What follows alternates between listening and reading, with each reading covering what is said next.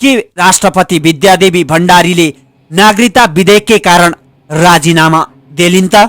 नागरिकता विधेयक खारेज गर्ने या राजीनामा, यी र यस्तै चर्चा पनि भइरहेका छन्। यति बेला नेपाल नागरिकता विधेयक कुनै परिमार्जन बिना राष्ट्रिय सभाबाट पनि नागरिकता विधेयक पारित भएको छ। के गर्लिन् त राष्ट्रपति विद्यादेवी भण्डारीले? राष्ट्रिय सभाबाट पनि हेरफेर नभई पारित भएपछि नागरिकता विधेयक पुनः प्रमाणीकरणका लागि राष्ट्रपति समक्ष पेश हुने भएको छ। राष्ट्रपति विद्यादेवी भण्डारीले पुनर्विचारका लागि फिर्ता गरेको नागरिकता संशोधन विधेयक राष्ट्रिय सभाले दोस्रो पटक पनि कुनै परिमार्जन नगरी शुक्रबार पारित गरेको हो। राष्ट्रिय सभाको बैठकले प्रमुख प्रतिपक्ष नेकपा एमालेका सांसदहरूको फरक मतबीच बहुमतबाट नागरिकता विधेयक पारित गरेको छ। संसदीय प्रक्रिया अनुसार राष्ट्रिय सभाबाट विधेयक पारित भएको सन्देश प्रतिनिधि सभामा दिएपछि सभामुखले प्रमाणित गरेर विधेयक प्रमाणीकरणका लागि राष्ट्रपति समक्ष पठाउने व्यवस्था छ। प्रतिनिधि सभाको आगामी बैठक आइतबारका लागि तय गरिएको छ। राष्ट्रपतिले अब के गर्छिन्? संविधानको धारा 113ले अर्थात् विधेयक बाहेक अन्य विधेयकमा पुनर्विचार हुन आवश्यक ठानेमा राष्ट्रपतिले सन्देशसहित एकपल्ट संसदमा फिर्ता पठाउन सक्ने अधिकार दिएको छ। यसरी राष्ट्रपतिले सन्देशसहित फिर्ता पठाएको विधेयकमाथि दुवै सदनले पुनर्विचार गर्नुपर्ने तर सच्याउनै पर्ने बाध्यता नहुने उल्लेख गरिएको छ। संविधान अनुसार संसदले सच्याएर वा जस्ताको त्यस्तै पुनः पारित गरेर पठाएको विधेयक राष्ट्रपतिले फेरि फर्काउन मिल्दैन। तर राष्ट्रपति निकट एक स्रोतले राष्ट्रपतिले विधेयक 15 दिनसम्म पनि प्रमाणीकरण नगरी निष्क्रिय बनाउन सकिने विकल्पबारे परामर्श गरिरहेको जानकारी दिएको छ। संविधानमा 15 दिनभित्र प्रमाणीकरण गर्नुपर्छ भनेको छ, नगरे के हुन्छ भन्ने बारे त केही लेखेको छैन। त्यसैले उहाँसँग फेरि पनि दुईवटा विकल्प छन्। नाम उल्लेख नगर्ने स्रोतमा उक्त स्रोत भन्छ, एउटा प्रमाणीकरण गर्ने भयो भने अर्को नगरिकन छोड्ने भयो। तर राष्ट्रपति कार्यालयका सूचना तथा सञ्चार विज्ञ टीका प्रसाद ढकालले राष्ट्रपतिले संविधानले दिएको भूमिका अनुसार नै काम गर्ने दाबी गरेका छन्।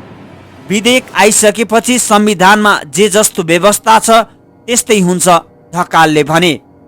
यसअघि राष्ट्रपतिले विधेयक प्रमाणीकरण नगरी राजीनामा दिन सक्ने चर्चाहरू भए पनि राष्ट्रपति निकटस्थ व्यक्तिहरूले त्यसको खण्डन गरेका थिए। राष्ट्रपतिले राजीनामा दिने विषय हल्ला मात्र भएको सञ्चार विज्ञ ढकालको दाबी छ। धेरै कुराहरू हल्लामै सीमित छन्, यो पनि एउटा हल्ला हो, उनले भने। संसदबाट कुनै परिमार्जन नगरी पठाउन लागि विधेयक राष्ट्रपतिले प्रमाणीकरण गर्लिन् या नगर्लिन् भन्ने बारेको जिज्ञासामा राष्ट्रपतिका प्रमुख स्वकीय सचिव भेषराज अधिकारीले विधेयक आएपछि मात्र राष्ट्रपतिले विचार गर्ने बताए। आएपछि सम्माननीय राष्ट्रपतिज्यूले के गर्ने भन्ने विषयमा निर्णय लिनुहुन्छ। कसरी आउँछ त्यसका आधारमा उहाँले संविधान बमोजिम आफ्नो जिम्मेवार वहन गर्नुहुन्छ, अधिकारीले भने।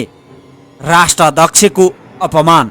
राष्ट्रिय सभामा विधेयकमाथिको छलफलमा भाग लिँदै नेकपा एमालेका सांसदहरूले राष्ट्रपति विद्यादेवी भण्डारीले विधेयकबारे राखेको चासो सम्बोधन हुनुपर्ने माग गरेका थिए। राष्ट्रपतिबाट मनोनित सांसद विमला राई पौडेलले सत्ताधारी गठबन्धनका नेताहरूले विधेयक जस्ताको तस्तै पठाएर अहङ्कार देखाएको आरोप लगाइन्। देशको राष्ट्र प्रमुखले औल्याउनु भएको विषयमा जुन कुरा सम्बोधन गर्न सकिन्छ ती विषयहरू चाहिँ कम्तीमा सम्बोधन हुन्छ भन्ने आश लागेको थियो। राष्ट्रिय सभाको छलफलमा उनले भनिन्, यति महत्त्वपूर्ण संस्थाले ध्यान आकर्षण गराएर पठाइसकेपछि केही न केही विषय चाहिँ हामीले संशोधन गर्न सक्नु पर्थ्यो। त्यो नगर्नु भनेको एउटा नजिर हामीले फेरि पनि बसायौं। राष्ट्राध्यक्षलाई अपमान गरेको ठानेको छु मैले। यसलाई देशले कसरी हेर्छ मैले अपमान ठानेकी छु। यसअघि प्रतिनिधि सभाले पनि हेरफेर नगरी पठाएको विधेयक थप छलफलका लागि राष्ट्रिय सभाले विद्यमान व्यवस्थापन समितिमा पठाएको थियो। सत्तारूढ गठबन्धनका सांसदहरूको बहुमत रहेको विद्यमान समितिले पनि विधेयकमा कुनै परिवर्तन गरेन। विधेयक समितिको प्रतिवेदनपछि नागरिकता विधेयकमा राष्ट्रिय सभामा बिहिबार र शुक्रबार 2 दिन छलफल चलेको थियो। बहुमतको रवाब। समितिले पेश गरेको प्रतिवेदनमाथि छलफल गर्दै एमाले सांसदहरूले सत्ता गठबन्धनका नेताहरूले संसदमा बहुमतको रवाब देखाएको आरोप लगाए। एमाले सांसद देवेन्द्र दाहालले आफूहरूले विद्यायन समितिमा पनि फरक मत राखेको भन्दै विधेयकमा वैवाहिक अङ्गीकृतलाई नागरिकता दिने प्रक्रिया पुनर्विचार गरिनुपर्ने माग गरे। राष्ट्रपतिज्यूले अध्ययन गरेर संविधान बमोजिम नै नागरिकता जस्तो विषयमा ध्यान दिनुपर्छ भनेर सन्देश पठाउनुभयो, दाहालले भने। तर सत्ता गठबन्धनको रवैया रोचक छ। गठबन्धनका नेताहरू बालुवाटारमा भेला भएर सन्देश ग्रहण गर्नु हुँदैन भन्ने निर्णय भयो। एमालेकै सांसद शारदा देवी भट्टले विधेयकले महिलाहरूले नागरिकता पाउने अधिकारमा विभेद गरेको भन्दै पुनर्विचार नहुनु दुःखद भएको बताइन्। वैवाहिक अङ्गीकृत नागरिकताबारे विधेयकको व्यवस्था राष्ट्र हितसँग जोडिएको उनको भनाइ छ। निश्चित समयावधि नेपालमा बिताएपछि मात्रै विवाहित महिलालाई अङ्गीकृत नागरिकता दिनु उचित हुन्छ, उनले भनिन्।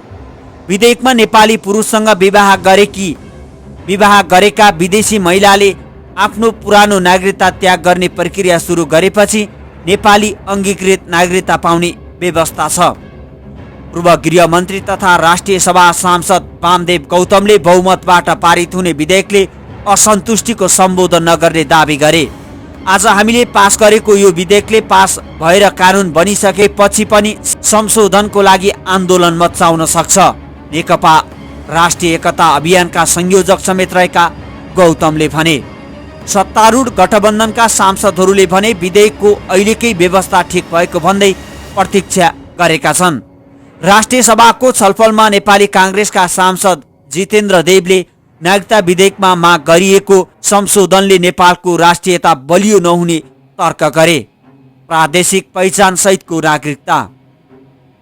नागरिकता विधेयकमा सांसदहरूले राखेका जिज्ञासाबारे राष्ट्रिय सभामा शुक्रबार जवाफ दिँदै गृहमन्त्री बालकृष्ण खाँडले राष्ट्रपतिले राखेका चासोहरूमध्ये कतिपय ऐन कार्यान्वयनका लागि बन्ने नियमावली मार्फत सम्बोधन गरिने आश्वासन दिएका छन्। राष्ट्रपतिको चासो मध्येको एक विषय प्रादेशिक पहिचान सहितको नागरिकता पनि नियमावली मार्फत सम्बोधन गरिने गृहमन्त्री खाँडले जानकारी दिए। प्रादेशिक पहिचानका सम्बन्धमा सम्माननीय राष्ट्रपतिको सन्देशमा आएको छ, त्यसलाई म हार्दिक सम्मान गर्न चाहन्छु। जुन नागरिकताको प्रमाणपत्र बन्न त्यसमा प्रादेशिक पहिचान चाहिँ अङ्कित गरिन्छ। नयाँ नागरिकता पाउनेहरूको प्रदेश पनि खुलाइने प्रतिबद्धता गर्दै उनले भने। मन्त्री खाँडले अन्य चासोको विषय विधेयकले सम्बोधन गरेको दावी गरेका छन्।